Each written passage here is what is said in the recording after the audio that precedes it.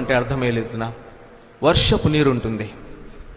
వర్షపు నీరు పైనుండి స్వచ్ఛంగా వస్తుంది. ఎవరన్నా వర్షపు నీరు బురదని చూసినామా? వర్షపు నీళ్ళు ఇప్పుడు పడింది కదా, ఎట్లుంటుంది?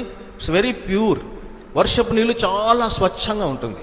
ఈ వర్షపు నీరు, స్వచ్ఛమైన నీరు బురద నీటిలో పడింది అనుకోండి, ఏమవుతుంది?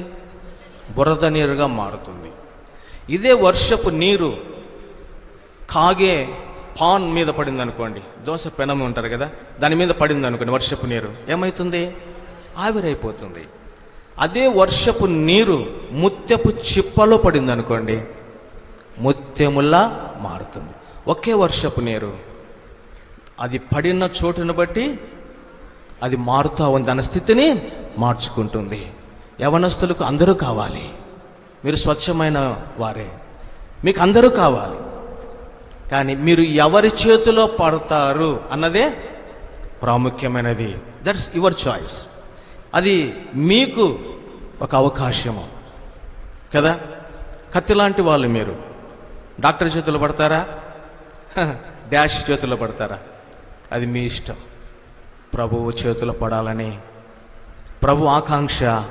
ఈనాడు ఈ కుడి